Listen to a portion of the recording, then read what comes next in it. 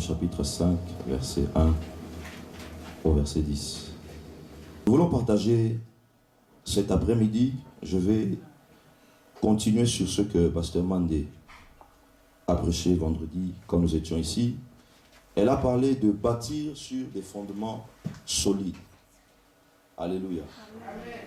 Et c'était un message très profond et très très important. Et voilà pourquoi j'aimerais continuer sur cette voie-là. Alléluia. Et le sous-thème que j'aimerais amener aujourd'hui, c'est utiliser les matériaux de Dieu.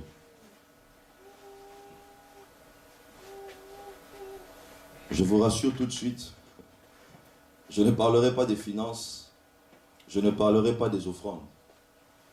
Parce que généralement, lorsqu'on lit ce passage qui concerne Ananias et Saphira, c'est la tendance que beaucoup de prédicateurs nous avons donnée à ce passage-là. Mais ce n'est pas ce message que le Seigneur m'a mis à cœur de pouvoir nous apporter cet après-midi. Alléluia. Lorsque Jésus est venu sur la terre, il est venu pour un but. Révéler le royaume de Dieu aux enfants de Dieu. Il a dit que sa venue sur la terre avec un seul but. Ramener le cœur des fils vers le Père. Parce que Dieu a constaté qu'il y avait eu une cassure entre sa créature et lui. Il a remarqué qu'il y avait eu une cassure entre le peuple qu'il s'était choisi et lui-même. Et le seul moyen que Dieu avait trouvé pour pouvoir réparer cela, c'était d'envoyer son propre fils, qui était l'image même, qui était la représentation même de sa personne. Et lorsque Jésus est venu, c'est cette œuvre qu'il s'est mis à accomplir, qu'il s'est mis à réaliser.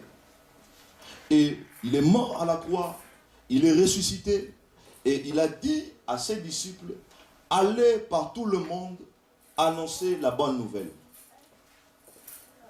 Mais j'aimerais nous dire cet après-midi que la bonne nouvelle de Christ, en réalité, n'est pas pour nous, l'Église. Mais la bonne nouvelle, en réalité, est pour ceux qui sont en dehors de l'Église. Ce sont ces personnes qui sont encore au loin, qui ont besoin d'écouter le message de Christ, qui ont besoin d'entendre parler de Christ, afin qu'à leur tour, leur cœur puisse revenir à Dieu, afin qu'à leur tour, leur vie puisse être rendue entre les mains du Seigneur qui les a créés, qui les a aimés. Alléluia. Et lorsque nous lisons la parole du Seigneur, nous voyons qu'il y a des messages que le Seigneur adresse pour l'humanité, mais il y a aussi des messages que le Seigneur adresse particulièrement pour l'Église. Tout ce que nous lisons dans la Bible, tout ce que nous découvrons dans la Bible, tout ce que le Saint-Esprit prend soin de nous révéler, ne sont pas des choses à partager avec tout le monde, ne sont pas des choses à révéler avec tout le monde. Voilà pourquoi lorsque l'apôtre Paul parle à son fils Timothée, il insiste sur une chose. Il dit, ce que je t'ai appris, confie-le à des personnes dignes. Pourquoi est-ce qu'il fait cette nuance? Pourquoi est-ce qu'il précise? Parce que Paul comprend qu'il y a des choses qu'il a confiées au travers de l'enseignement à son fils qui ne peuvent pas être transmises à tout le monde. Alléluia. Amen. Et lorsque nous allons plus loin dans la Bible, il parle encore. L'apôtre Pierre dit, pendant qu'il parle à ses frères, il dit, notre bien-aimé, notre frère Paul a parlé de sujets très sensibles qu'il est difficile à ceux qui ne sont pas avertis de comprendre. Et beaucoup tordent le sens de ces paroles pour leur propre perte et pour la perte de plusieurs. C'est pourquoi vous verrez aujourd'hui que nous pouvons tous être chrétiens, que nous pouvons tous être évangéliques, pentecôtistes. Mais dans certains milieux, on accepte que la femme prêche. Dans certains milieux, on n'accepte pas que la femme prêche. Pourquoi? Parce que ces personnes ont pris les paroles de l'apôtre Paul, ils ne les ont pas compris et leur ont donné une interprétation propre à eux-mêmes et non propre à l'esprit. Alléluia. Amen. Voilà pourquoi il est très important, même lorsque nous allons évangéliser, de savoir quoi dire et quoi ne pas dire. Qu'est-ce que nous pouvons révéler et qu'est-ce que nous ne pouvons pas révéler. Alléluia. Amen. Et ce passage que nous venons de lire nous parle d'une histoire que nous connaissons fort bien. Nous sommes dans un contexte où Christ vient d'être enlevé, où Christ vient d'être ressuscité et repart auprès du Père. Il envoie les disciples commencer la mission. Et ils s'en vont évangéliser. Ils s'en vont gagner des âmes. L'église est en train d'être bâtie. L'église est en train d'être construite. Et c'est dans ce contexte-là que nous sommes. Lorsque nous lisons au chapitre 4, vers la fin du chapitre, la Bible déclare qu'ils mettaient tout en commun. Personne ne disait que ce bien est à moi. Personne ne disait que cette chose est à moi. Personne ne disait que cette nourriture est à moi. Mais ils mettaient tout en commun. Ils étaient assidus au temple. Et le Seigneur multipliait chaque jour des disciples. Multipliait chaque jour des croyants. Chaque jour qu'ils se réunissaient. Chaque jour qu'ils venaient pour fractionner le pain. Le Seigneur additionnait. Le Seigneur ajoutait encore des membres à l'église. Mais voilà que dans cette communion fraternelle, un homme entre en scène.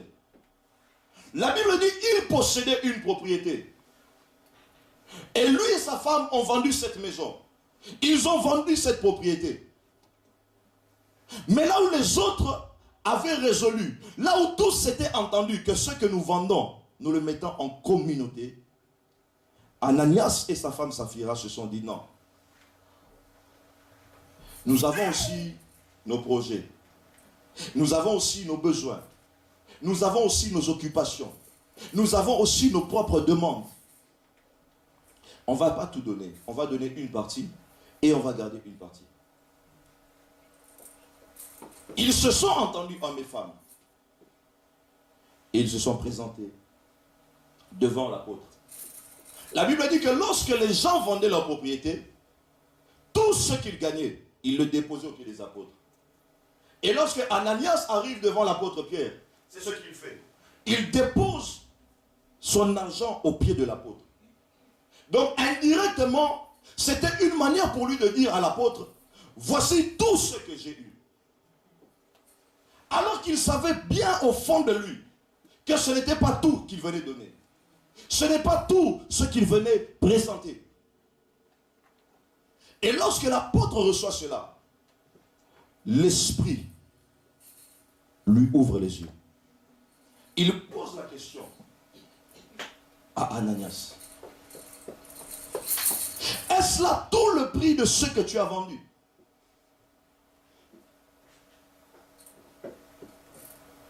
Alléluia. La vie avec Dieu a des principes. La vie avec Dieu demande certaines choses. Elle demande de la discipline. Elle demande de la consécration. Elle demande du sérieux. La vie avec Dieu demande d'être flexible. La vie avec Dieu demande d'être obéissant. La vie avec Dieu demande d'être soumis. Alléluia. On ne peut pas bâtir une relation avec Dieu. On ne peut pas établir une marche avec Dieu si on n'emprunte pas les voies que Dieu a disposées pour nous. Si on n'emprunte pas les matériaux que Dieu a mis à notre portée. Voilà pourquoi même lorsqu'il nous parle du combat spirituel, il nous dit quelles sont les armures, quels sont les instruments que nous devons utiliser pour mener à bien ce combat spirituel. Aujourd'hui, nous parlons de combats spirituels dans nos églises. Mais nous en entendons d'autres qui prennent des mitraillettes spirituelles. Je ne sais pas où ils ont lu ça. D'autres qui prennent des je ne sais quoi spirituels, des bombes spirituelles, etc., etc. Or, la parole de Dieu contient des instruments, des armes que le Seigneur a mis à notre disposition. Alléluia. Amen. Le malheur de l'homme, le malheur des chrétiens, c'est que beaucoup d'entre nous, bien que nous ayons reçu Jésus, bien que nous lui avons véritablement donné nos vies, bien que nous l'avons véritablement consacré notre existence, mais il y a des choses pour lesquelles nous ne voulons pas que le Seigneur puisse nous dicter la conduite, puisse nous dicter la manière de faire certaines choses. C'est-à-dire que nous lui disons, Seigneur, d'accord, mais il faut aussi quand même, je dois aussi quand même. Or, nous ne pouvons pas marcher de cette manière-là avec Dieu. Alléluia. Et c'est une chose qu'Ananias n'a pas comprise. L'apôtre lui pose la question. Est-ce là tout ce que tu as vendu? Il dit oui. Il lui dit, comment n'as-tu pas craint de mentir au Saint-Esprit? Alléluia. Amen. Comment n'as-tu pas craint de mentir au Saint-Esprit?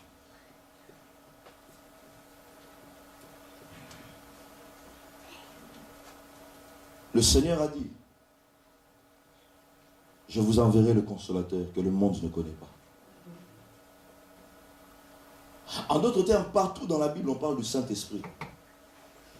C'est censé être des personnes qui sont converties. C'est censé être des personnes qui croient en Dieu et qui ont donné leur existence à Dieu. Pierre n'était pas en train de parler à un païen. Il n'était pas en train de parler à un nouveau converti, mais il parlait à un chrétien qui était assidu. Il était aussi parmi les personnes qui étaient là tous les jours. Ils fractionnaient le pain ensemble. Ils faisaient les prières ensemble. Ils louaient Dieu ensemble. Mais il pose la question, ce frère, comment n'as-tu pas eu peur? Comment est-ce que la crainte ne t'a-t-elle pas animé d'aller mentir à l'Esprit de Dieu? Alléluia. Amen. Le mensonge est une des armes les plus efficaces et les plus silencieuses que le diable utilise dans le milieu de l'Église, dans le milieu des enfants de Dieu. Amen. Alléluia. Amen. J'ai toujours l'habitude de dire ceci. Prophétiser avec précision n'est pas significatif que Dieu est avec toi. Opérer des miracles authentiques ne démontre pas ou n'authentifie pas que Dieu est avec toi. Alléluia. Ce qui authentifie que Dieu est véritablement avec nous, ce sont les fruits de l'esprit que nous pouvons manifester. Alléluia. Ananias était là, il chantait. Il était là, il louait. Il était là, il adorait. Il était là pendant la fraction du pain. Il était là pendant le partage de la parole. Mais dans son cœur, dès sa maison, il a résolu de faire ce qui était terrible aux yeux du Seigneur.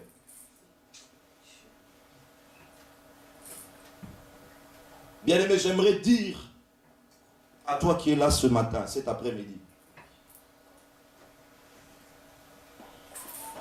il n'y a pas de hiérarchie dans le mal aux yeux du Seigneur. Des fois, nous avons l'impression qu'il y a des péchés qui sont plus petits que les autres. Il y a des fautes qui sont plus petites que les autres. Il y a des fautes qui sont plus graves que les autres. Non. La Bible parle de péché sans catégoriser.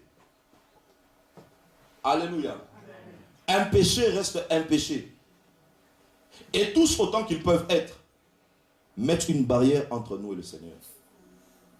Alléluia. Il y a des choses que le diable n'empêchera pas dans nos vies. Il y a des exaucements que le diable n'empêchera pas dans notre existence.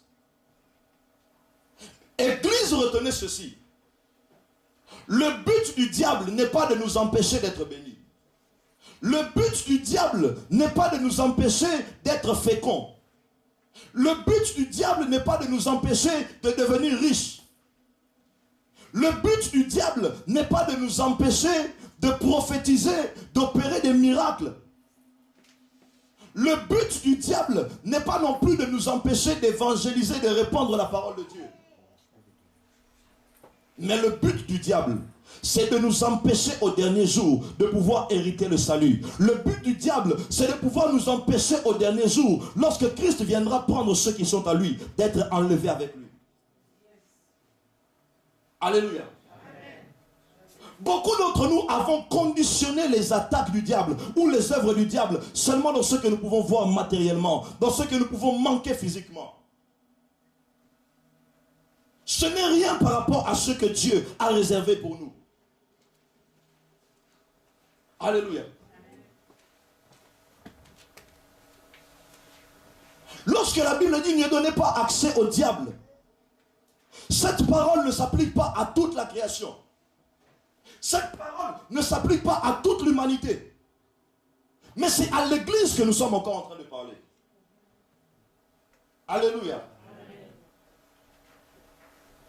La Bible dit que même les anges ne connaissent pas Dieu.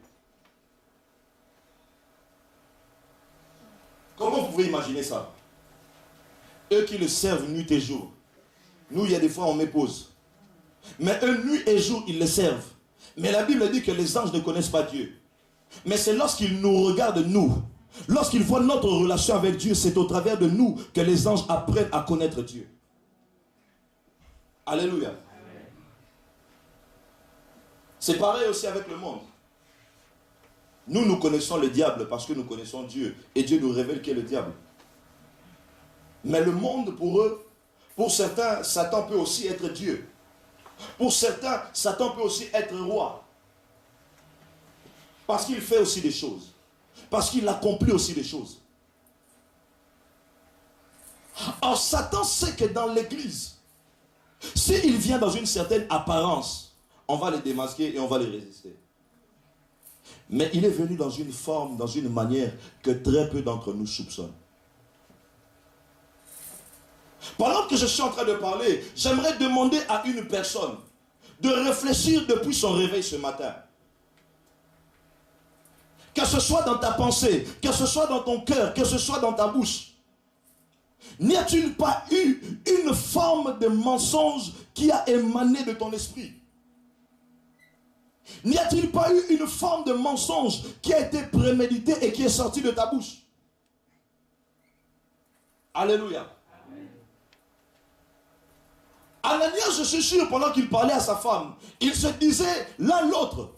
Non, mais c'est rien, voyons. Attends, on a quand même vendu 30 000, on leur rapporte 20 000. Bon, peut-être même c'était 25 000, je ne sais pas qui l'ont donné.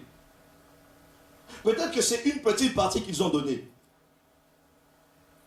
Mais le problème, le reproche de Dieu concernant leur vie, n'était pas ce qu'ils ont donné.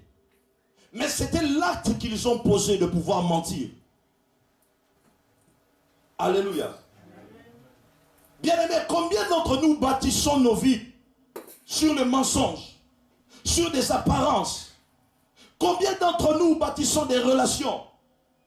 Que ce soit à l'église, que ce soit au travail, que ce soit dans nos familles même. Combien d'entre nous bâtissons-nous des choses sur le mensonge? Et pourtant nous nous proclamons enfants de Dieu. Nous nous déclarons fils de Dieu. Alléluia. Ananias aussi était du nombre de ces personnes-là.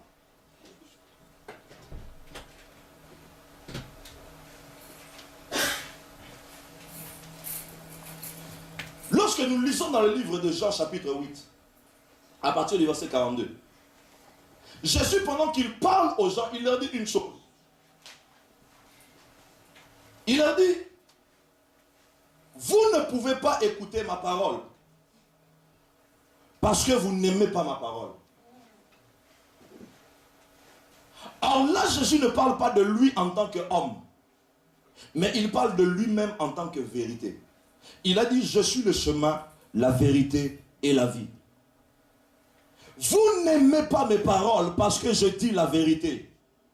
Or vous aimez les œuvres de votre père, le diable, qui est menteur depuis la création, parce qu'il n'y a point de vérité en lui. Alléluia. Amen. Je ne sais pas si nous réalisons la gravité de cette déclaration, de ces mots du Seigneur. Par là, j'ai compris, au risque même de vous choquer,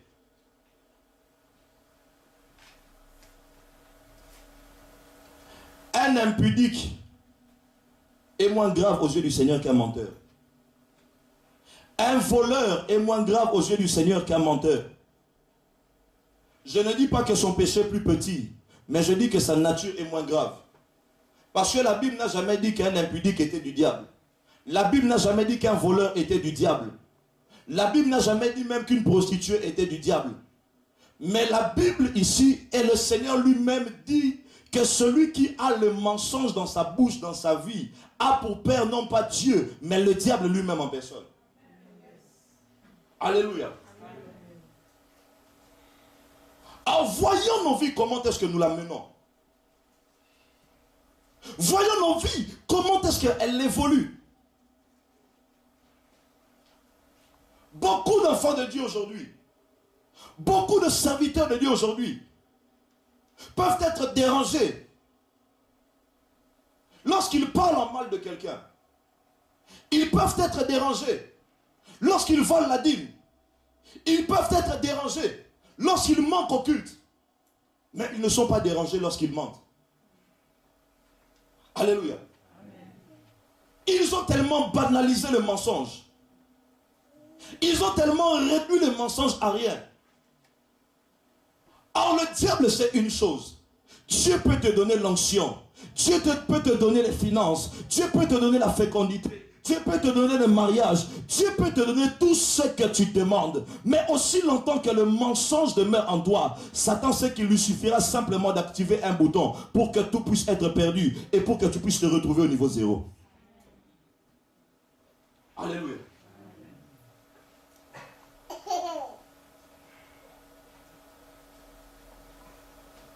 Il dit, vous avez pour père le diable. Parce qu'il ment dès le commencement.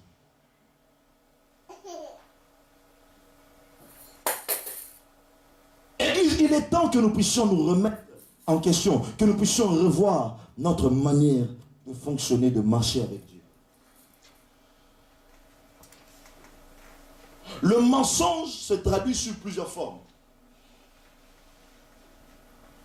Et le mensonge aussi donne naissance à plusieurs choses. Amen. Alléluia.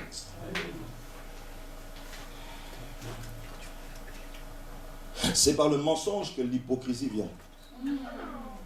C'est par le mensonge que la méchanceté vient. Une personne ne peut pas être méchante si d'abord en elle il n'y a pas été trouvé une semence de mensonge. Une personne ne peut pas être hypocrite si en elle une semence de mensonge n'a pas d'abord été trouvée. Alléluia. Amen. Jésus dit, lorsque tu t'approches de l'autel pour déposer ton offrande et que tu te souviens que tu as un problème avec ton frère, il n'a pas dit, Seigneur, pardonne-moi parce que j'ai péché contre mon frère. Il n'a pas dit, Seigneur, aie pitié de moi parce que j'ai fait du mal à mon frère. Non. Il a dit, quand tu te souviens, ne parle pas devant moi Dieu, mais retourne trouver ton frère, répare avec lui. Alléluia. En d'autres termes, Christ nous interdit l'hypocrisie. Il dit, c'est hypocrite de savoir que j'ai fait du mal à du ciel, mais de venir me réfugier et dire, Seigneur, pardonne-moi parce que j'ai blessé ta servante. Le Seigneur dit, retourne vers ma servante, parle-lui elle-même. Et excuse-toi, lorsque tu auras fini, reviens vers moi. Mais combien parmi nous, nous blessons-nous les uns les autres? Combien parmi nous blessons nos conducteurs? Combien parmi nous blessons nos frères et nos sœurs? Par nos paroles, par nos agissements, par notre désobéissance. Mais combien parmi nous venons demander pardon, venons s'excuser auprès de la personne que nous avons blessée? Alléluia. Amen. Il y a des prières que Dieu n'entend pas. Il y a des prières que Dieu n'exauce pas. Je ne peux pas faire du mal et aller à dire au Seigneur, Seigneur, pardonne-moi parce que j'ai mal agi. Non. Aussi longtemps qu'elle m'est accessible, c'est vers elle que je dois aller. C'est auprès d'elle que je dois aller. Parce que ce n'est pas à Dieu que j'ai fait du tort d'abord, mais c'est à elle. Alléluia. Amen. Aujourd'hui, l'église est remplie de personnes qui sont blessées dans leur cœur. Non pas à cause des païens, mais à cause des propres frères et sœurs de l'église. Aujourd'hui, beaucoup de serviteurs de Dieu meurent avant le temps que Dieu a fixé pour eux. Non pas à cause de ce que le monde dit d'eux, mais à cause de ce que l'Église, à cause de ce que le peuple de Dieu raconte. Alléluia.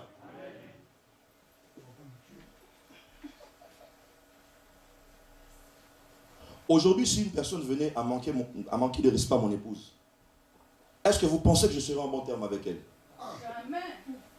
Si quelqu'un venait dans ma maison, voit que ma femme se comporte d'une manière indigne et va rapporter ces choses au dehors, est-ce que vous pensez que je serai en bon terme avec cette personne? Maintenant, imaginez Christ qui dit que l'église est son épouse. Quand nous prenons les choses qui se passent dans l'église et le rapportons à l'extérieur, quelle est la réaction de Jésus par rapport à nous? Alléluia. Amen. C'est de l'épouse de Christ que nous parlons. C'est celle qu'il s'est choisie, celle qu'il nous a laissée. Et à nous, ses enfants, à nous, ses fils, il nous a ordonné de prendre soin de son épouse.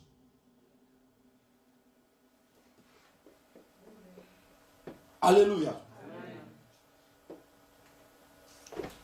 Nous ne pouvons pas dire que nous aimons Christ.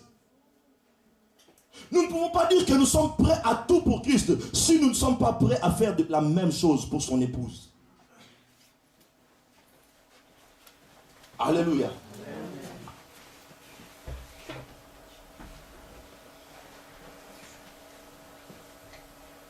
Aujourd'hui, le diable détruit l'église. Corps. Autrefois, il utilisait des personnes externes. Les Saules de Tarse, les Sanhédrins, les ceci, les cela. Mais aujourd'hui, Satan n'a même pas besoin d'aller trop loin. Parce que dans la maison, il trouve des personnes qu'il peut toucher. Il trouve des personnes qu'il peut emmener. Parce qu'en eux, il y a quelque chose de lui. Alléluia. Nous coupons les liens de famille. Nous coupons les liens des ex-copines, des ex-copains, etc., etc. Mais malgré ça, il y a des choses plus graves qui sont en nous que nous n'avons pas pris soin de couper. Parce que nous ne sommes pas intéressés à cela. Alléluia. Amen. Il dit, vous avez pour père le diable. Dieu n'est pas ami du mensonge. Dieu ne cautionne pas le mensonge, quelle que puisse être la raison. Vous remarquerez que le mensonge vient d'une facilité donc incroyable. Des fois même tu mens, tu te poses la question, mais pourquoi j'ai menti? Alléluia. Pourquoi j'ai menti?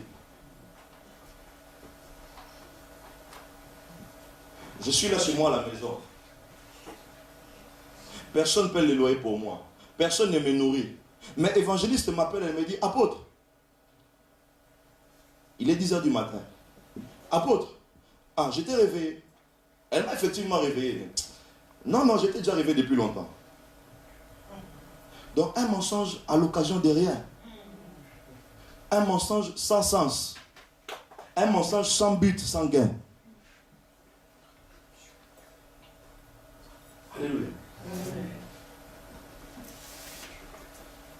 Tu avais rendez-vous avec quelqu'un.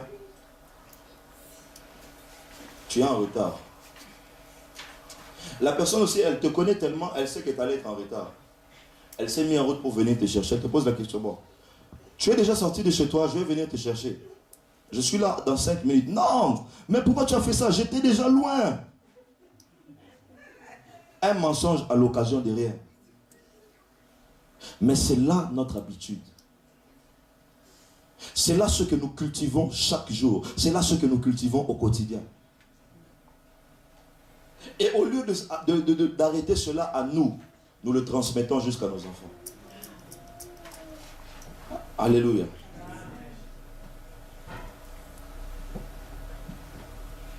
Je me rappelle, il y a très longtemps, ma mère s'énervait sur nous. Il ne faut pas mentir. Non, il ne faut pas mentir. Comme les parents ont l'habitude de faire. Mais un jour, elle sort. Bon, si on m'appelle, je ne suis pas là. Ça, je crois que 80% déjà fait ça. Si on m'appelle, je ne suis pas là. Bon, maintenant tu dis qu'il ne faut pas mentir. Là, qu'est-ce que tu dis à l'enfant? Qu'est-ce que tu apprends à l'enfant? Alléluia. Mais ce sont des choses que nous ne considérons tellement pas. Nous les négligeons et nous continuons avec ces choses. Or, le Seigneur ne s'identifie pas à de telles personnes. Alléluia. Voilà pourquoi nous pouvons recevoir les dons de l'Esprit. Nous pouvons recevoir la puissance de Dieu. Nous pouvons recevoir les parler en langue. Nous pouvons recevoir les dons des prophéties, les dons des paroles, des connaissances. Nous pouvons recevoir même le discernement des esprits. Mais notre vie avec Dieu ne peut pas être bâtie parce que les matériaux que nous sommes en train d'utiliser ne sont pas ce que Dieu nous a donné. Alléluia. Dieu ne nous a pas donné le mensonge, mais il nous a donné la vérité. C'est la vérité que le Seigneur a mis à notre disposition. C'est la vérité que le Seigneur a mis à notre portée. Et beaucoup de chrétiens, beaucoup d'enfants de Dieu se consolent. Ah! Non, mais qu'est-ce que tu racontes? Dieu lui-même, Abraham même a menti. Quand vous regardez bien, Abraham n'a pas menti. La Bible dit, il a vu le roi avec toute son armée. Il a eu peur, il a dit à Sarah, si on te demande, dis que tu es ma soeur. C'est vrai qu'il a eu peur. Mais c'est aussi vrai que quand vous regardez la lignée et leur origine, ils étaient aussi frères et sœurs. Alléluia. Donc Abraham n'avait pas menti. Le deuxième passage que les gens aiment bien utiliser, c'est le prophète Élisée. 2 Rois chapitre 8. La Bible dit, le roi de Syrie était malade. Il envoie son serviteur. Il dit, va demander au prophète, est-ce que je vais guérir de ma maladie? Le prophète lui dit, oui, dis-lui qu'il guérira. Mais Dieu m'a révélé qu'il va mourir. Et les gens, ils s'arrêtent là, ils continuent pas en bas. Le serviteur rentre, il dit au roi, le prophète a dit que tu guériras. Et la Bible dit, le lendemain, le serviteur qui était venu voir le prophète, il prend un drap, il le mouille, il va étouffer le roi. Est-ce que le prophète avait menti? Le roi avait demandé s'il allait guérir de la maladie. Le prophète a dit oui. Donc ce n'est pas la maladie qui l'a tué, c'est son serviteur qui l'a tué. Alléluia. Donc Élisée aussi n'a pas menti. Mais lorsque nous voulons justifier nos mensonges, lorsque nous voulons justifier nos attitudes, nous commençons même à chercher des appuis dans la parole du Seigneur. Alléluia. Ce que Dieu dit est oui et amen. Il a dit en lui, il n'y a point de mensonge, parce qu'il est la vérité. Allons-nous continuer à chercher à marcher avec Dieu, mais avec les œuvres du diable? Évangéliste nous avait parlé il y a quelque temps aussi d'un feu étranger.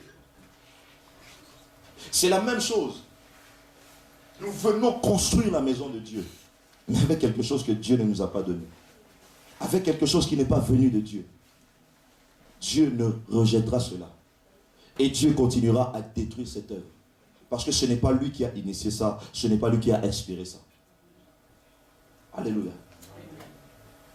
Bien aimé, j'aimerais que cet après-midi, pendant que tu es en train d'entendre le son de ma voix, que tu commences à faire une analyse, une rétrospective en toi-même. Regarde toutes ces fois où tu banalises, où tu négliges le mensonge. Le mensonge, c'est toute une puissance, c'est toute une organisation, c'est toute une institution. Le mensonge, c'est tout un système de contrôle que le diable a mis en place. Alléluia.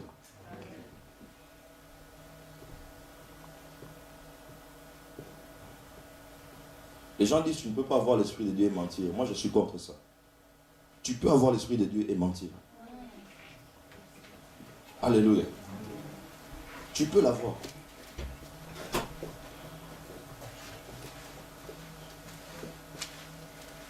Souvent, lorsque nous mentons, nous oublions une chose.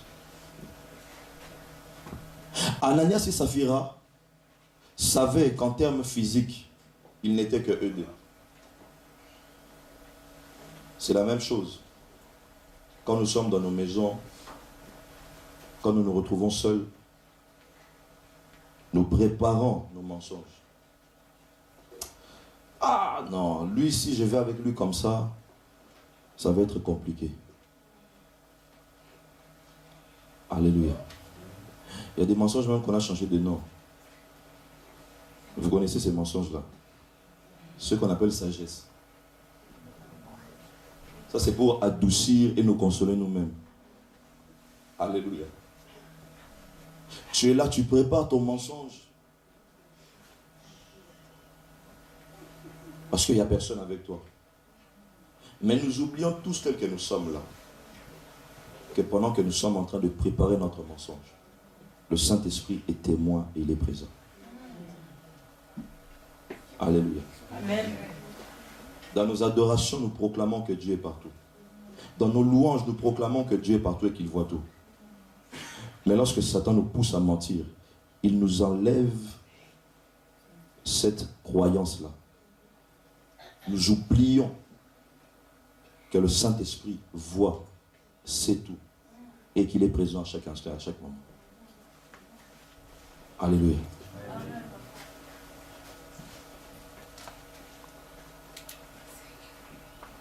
Il dit lorsque le diable parle, il parle de son propre fond.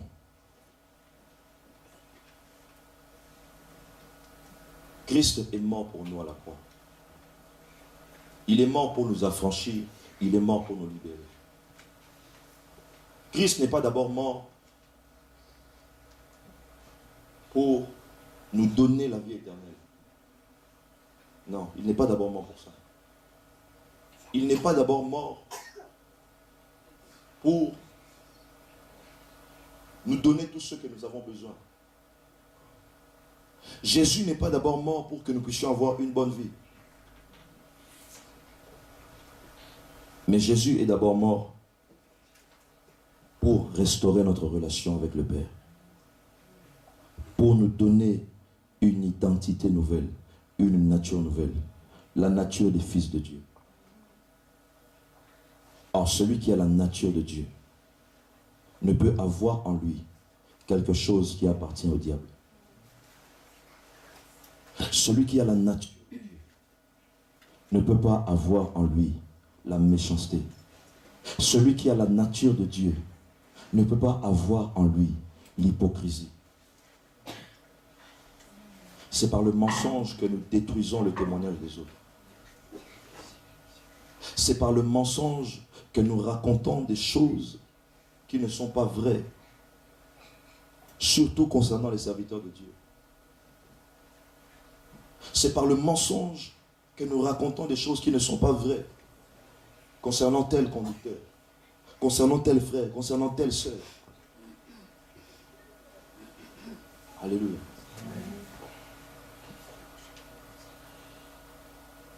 Celui qui a en lui le mensonge voit se développer dans sa vie toute forme de choses.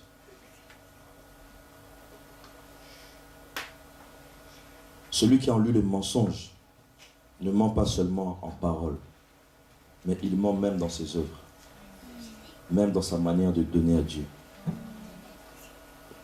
Alléluia.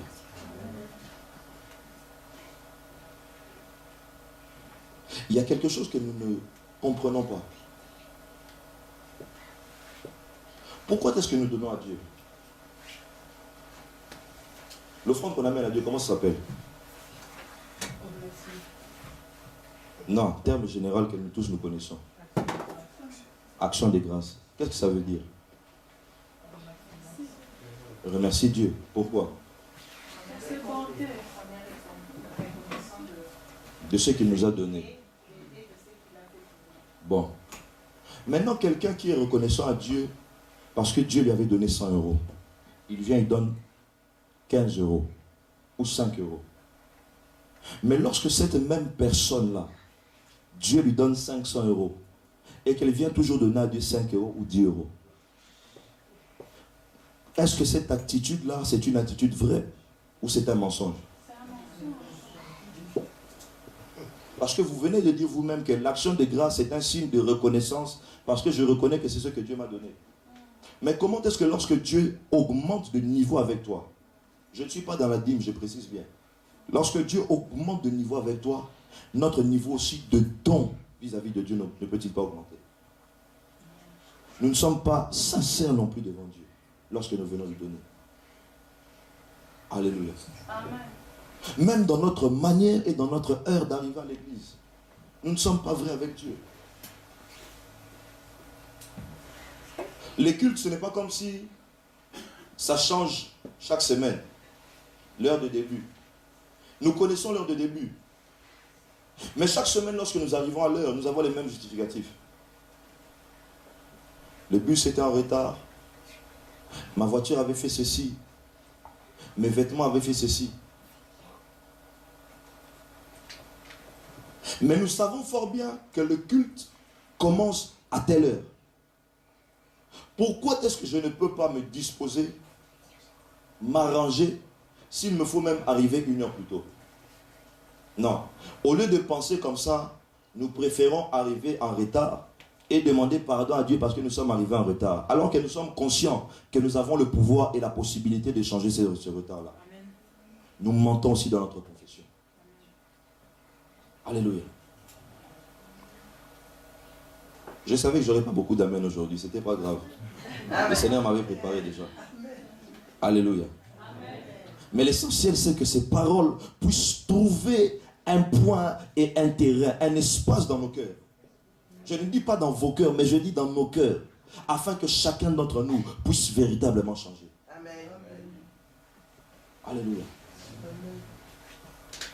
J'aimerais qu'au travers de cette sainte scène que nous allons prendre, que nous puissions demander au Seigneur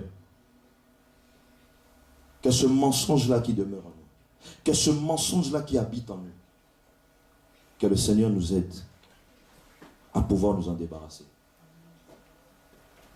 Alléluia. Amen.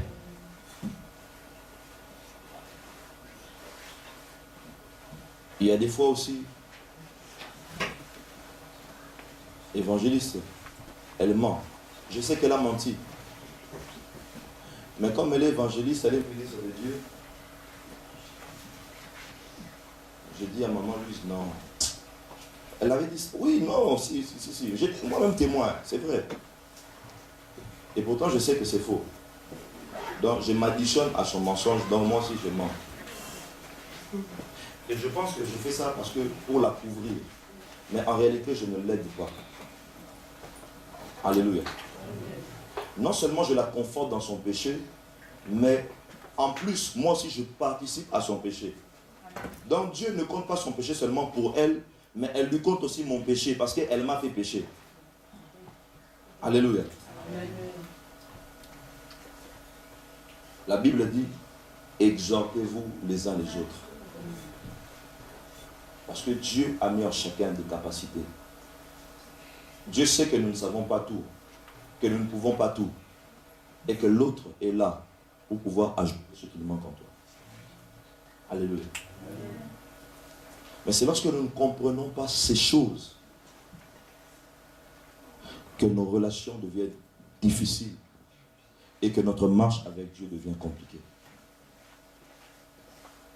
Alléluia. Amen. J'aimerais que la Pâque de cette année, que le Seigneur puisse véritablement nous faire sortir de quelque part. Que le Seigneur puisse véritablement nous libérer de quelque part. Dieu ne peut pas donner à nos enfants d'être obéissants. Dieu ne peut pas donner à nos enfants de dire et de produire la vérité si le Seigneur ne voit pas ces choses en nous-mêmes.